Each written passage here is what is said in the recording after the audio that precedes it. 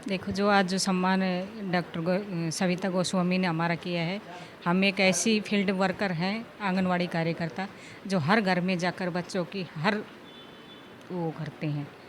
और हम ये सोचते हैं कि जो भी दिव्यांग बच्चे हैं, पहले अपने लंगड़ा लूला ऐसे बोलते थे, ऐसा किसी को नहीं बोलना चाहिए।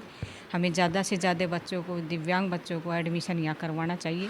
थेरेपी वगैरह भी होती है और सारा जो काम मैडम संभालती है। इनका, मैडम का आज हमारे जो सम्मान किया, इनका तहे दिल से धन्यवाद। हम चाहते हैं कि ज़्यादा से ज़्यादा हम बच्चों को वार्ड में जाकर मोटिवेट करेंगे। धन्यवाद। जिस तरह भी सविता गोस्वामी ने कहा कि जो दिव्यांग होना अलग बात है, हम दिव्यांग पर अंकुश लगाना चाहते हैं, इसकी प्रतिशत कम करना चाहते हैं। तो आप किस तरह सुझाव दोगी माताओं की, वो जब गर्भ धारण करती हैं और जब तक बच्चा जन्म लेता, किस तरह का खान पीन में ध्यान रखें, क्या बदलाव रखें वो? देखो, एक तो जब गर्भ धारणावस्था में रहती है तो एक तो टीके सही टाइम पे लगवाएं, एक जांच वगैरह सही टाइम पे करवाएं, सोनोग्राफी वगैरह टाइम पे करवाएं। कई बार ऐसा होता है कि सोनोग्राफी 6-6 महीने तक नहीं करवाती और बच्चे के कुछ अंग वंग खराब हो जाती हैं, बाद में सफाई वगैरह करवाती फिर।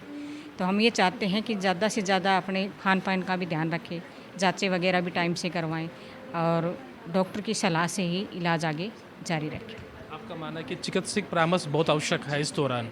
चलो। ये जो मातृ दिवस है, ये अपने आप में एक विशेष स्थान है इसका, क्योंकि माँ का जहाँ स्थान है उसकी अपन बराबरी किसी और चीज़ से नहीं कर सकते हैं। तो इस उपलक्ष्य में हर साल हम लोग ये कार्यक्रम आयोजित करते हैं, जिसमें हम लोग विभिन्न क्षेत्रों को चिन्हित करते हैं और उनकी माताओं को हम लोग सम्मानित करते हैं। जैसे एक बार हमने किया था, जब से शुरू में किया था 2017 में, तब हम लोगों ने ऐसी माताओं को कि जिन्होंने अपनी बेटी को विपरीत परिस्थितियों में भी आगे बढ़ाया है, उनको संबल बनाया, उनको हमने सम्मानित किया था।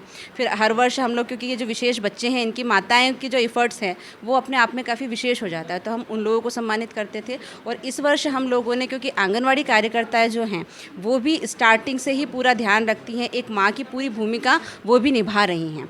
घर घर जा कर के उनको सबको मोटिवेट करना और उनके सारे खान पीन का ध्यान रखना, वो सारी चीज़ें ये लोग कर रहे हैं और काफ़ी अच्छे ये एफर्ट्स के साथ में कर रहे हैं। तो इसी बात को ध्यान में रखते हुए इस बार हम लोगों ने सभी आंगनवाड़ी कार्यकर्ताओं को यहाँ पे सम्मानित किया है। आपने कहा कि दिव्यांग की सेवा करना तो आपका काम है, लेकिन दिव्यांग में प्रतिशत कम करना, कि दिव्यांग पैदा ना हो, तो इसमें क्या बदलाव कर सकते हैं और किस तरह है कि जब दिव्यांग की प्रतिशत कम हो सके? जैसे वही है कि जब प्रतिशत अगर कम हो जाएगा तो अपनी खुद की, मतलब हमारी कोशिश यही रहती है कि हमारा काम कम से कम हो, और वो ज़रूरी भी है। हम इन्हें समाज में अगर जोड़ना चाहते हैं तो सबसे पहले इनके प्रतिशत को कम करना होगा। उसके लिए कुछ जो सबसे ज़्यादा इंपॉर्टेंट चीज़ होती है कि जब डिलीवरी वगैरह होती है, सेरिब्रल पाल्सी बहुत ज़्यादा बढ़ता जा रहा है दिनों दिन, है ना। तो उसका मेन कारण यही है कि जब डिलीवरी होती है उस टाइम पे कई होते हैं जिनको सजेस्ट किया जाता है कि सिजेरियन करना पड़ेगा आपका, और अगर सिजेरियन नहीं करवाते, नॉर्मल के लिए ही हम जब ज़बरदस्ती एफर्ट्स करते हैं, तो उस कंडीशन में क्या होता है कि जो बच्चे का ब्रेन में जो ऑक्सीजन पहुंचना चाहिए वो नहीं पहुंच पाता। बच्चा जब होता है तो वो लेट रोता है और ऑक्सीजन ना पहुंचने की वजह से उसके ब्रेन का वो पार्ट जो है वो डेड हो जाता है और उसके अकॉर्डिंगली फिर वो काम नहीं कर पाता है। कहीं ना कहीं ये माना कि उस डिलीवरी के समय जो चिकित्सक हमें जो सलाह देते हैं उनको हमें मानना चाहिए। बिल्कुल बिल्कुल हमें मानना चाहिए, और चिकित्सक का भी एक ये होना चाहिए, क्योंकि लोग क्यों नहीं करवाते उसका भी एक कारण ये है कि कई केसेस में ये भी देखते हैं कि हाँ, ज़बरदस्ती कर ली हमारी सिजेरियन, है ना।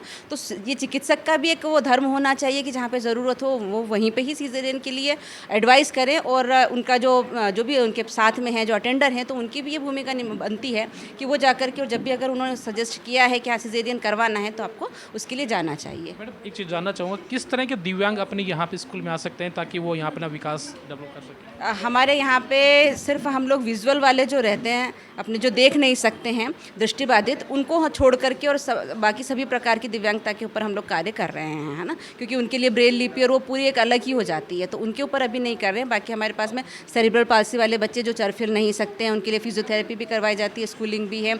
जो बोल नहीं पाते हैं, सुन नहीं पाते हैं बच्चे, उनके लिए भी है। जो अपने मानसिक विमंदित बच्चे होते हैं उनके लिए भी है कि उनके स्कूलिंग वगैरह के लिए हमें एक अलग पूरा बनाना पड़ता है, आईईपी वगैरह सब कुछ बनाना पड़ता है, कि ताकि वो इस काबिल बने कि वो कहीं पे अगर बाजार जा रहे हैं, सामान लेकर के आना है, तो कम से कम वो चीज़ें वो कर सके। अगर छोटी मोटी दुकान खोले तो वो उसको चला सके। अपना मेन उद्देश्य यही है कि इनको समाज की मुख्य धारा से जोड़ना है, उन्हें आत्मनिर्भर बनाना है, तो उसके लिए ये सारी चीज़ें हम लोग करते हैं। आज आंगनबाड़ी कार्यकर्ताओं का स्वागत का सम्मान किया है, क्या कुछ कहेंगे? किस तरह का ये काम करते हैं क्षेत्र में? आंगनवाड़ी कार्यकर्ता सच में इनकी जो भूमिका है आप किसी भी फील्ड में उठा के देख लो, चाहे चुनाव होंगे, चाहे आपका कोरोना काल था, किसी भी चीज़ में अगर सरकार को याद आती है कोई, तो वो सबसे पहले आंगनवाड़ी कार्यकर्ता ही हैं। क्यों? क्योंकि इनका घर घर इनका सबसे लगाव होता है। जैसे शुरुआत में भी हमने ये बात कही थी कि इनका जो एक फेथ है लोगों के मन में भी इनके लिए, क्योंकि ये घर घर जा कर के और उनके हर दिन उनके साथ में जो जुड़ने का काम है वो आंगनवाड़ी कार्यकर्ता ही करती है। ये एक बेसिक यूनिट है और ये एक आधार पे सच में है इनका कि हाँ ये एक जेन्युइन जो काम होना चाहिए, वो सारा बेसिक जो काम है वो सारा कि अच्छे से कर रहे हैं और ये सभी लोग बहुत अच्छे से करते हैं। ललिता जी भी हैं, काफ़ी हैं, एक्टिव भी हैं। मतलब इन्होंने सिर्फ उसको अपनी ड्यूटी नहीं मान रखा है, इन्होंने अपनी जिम्मेदारी मान रखा है कि हमें ये जिम्मेदारी मिली है तो हमें इसे अच्छे से निभाना चाहिए। और हमारे साथ में भी इनका सपोर्ट काफ़ी रहा है, क्योंकि सर्वे का जब कार्य हमने शुरू किया था तो हम लोगों ने इनके साथ में ही शुरू किया था। ये घर घर जाते हैं, इन्हें सारे बच्चे पता है कि हाँ कहाँ कहाँ पे कौन कौन बच्चे हैं। हम लोग उनके पास गए, उनको मोटिवेट किया और आज वो बच्चे हमारे यहाँ पे आए हैं और काफ़ी अच्छी सक्सेस रेट भी उनमें मिली है। दिव्यांग के लिए और दिव्यांगजनों के परिजनों के लिए मंथन फाउंडेशन का क्या संदेश है? सबसे पहला जो संदेश है और सबसे आखिरी मान लो आप कि हमें उम्मीद नहीं छोड़नी है।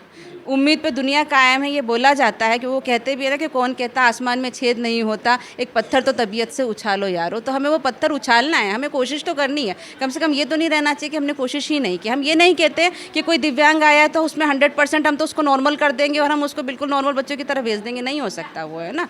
लेकिन उसके परसेंटेज को हम कितना इम्प्रूव कर सकते हैं। वो बच्चा है तो कम से कम उसके पेरेंट्स को ये चिंता ना रहे कि हाँ हमारे बाद में हमारे बच्चों का क्या होगा, वो चीज़ ना हो। बस हमारा एक मेन उद्देश्य यही है कि उन बच्चों को हमने इस काबिल बनाना है। और उसके लिए सबसे बड़ी जो चीज़ आती है वो होती है पेरेंट्स लोगों का। क्योंकि क्या होता है कि पेरेंट्स जब एम्स में चले जाते हैं, एसएमएस में चले जाते हैं, वहाँ पे उनको डॉक्टर्स बोल देते हैं कि इन बच्चों का तब कुछ नहीं हो पाएगा, तो वो वहाँ पे उम्मीद छोड़ देते हैं। तो वो उम्मीद हमें नहीं छोड़नी है, उम्मीद को हमें कायम रखना है और अपने 100% प्रयास हमें हमेशा करते रहना चाहिए। और एक स्पेशल संदेश है सिर्फ दिव्यांगजनों के लिए नहीं, सभी लोगों के लिए, कि प्लीज़ मोबाइल से बच्चों को दूर रखें।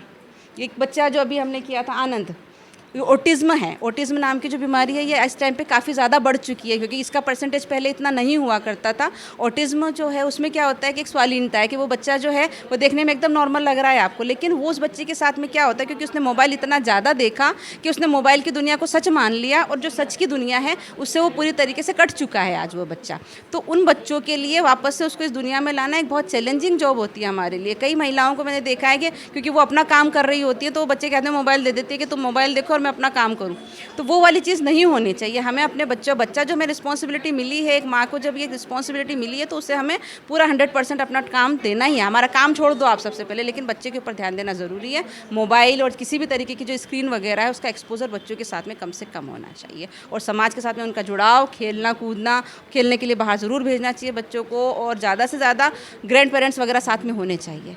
न्यूक्लियर फैमिलीज़ भी ज़्यादा जो बड़ी हैं वो भी एक प्रमुख कारण है दिव्यांगता का, क्योंकि उसमें क्या होता है महिलाएं प्रेगनेंसी के दौरान में खान पीने का भी ध्यान नहीं रखती है प्रॉपर्ली, जो रखना चाहिए। जो बड़ी बुजुर्ग होती है ना महिलाएं, जो वो बातें बोलती है बिल्कुल सही बोलती है और सारी की सारी साइंटिफिक होती है ना। तो जब साथ में हमारे होते हैं तब हमें उन सारी चीज़ों का ध्यान रखते हैं, हम उनकी बात मानते हैं। हमें उस टाइम पर हमें लगता है कि बंदिश हो रही है हमारे लिए, लेकिन वो आपके लिए बहुत ज़्यादा ज़रूरी है। तो ज़्यादा से ज़्यादा जॉइंट फैमिलीज़ में रहें अपन, ताकि वो बच्चे जो है वो सारे संस्कार उनसे ग्रैंड पेरेंट्स वगैरह से भी ले सकें।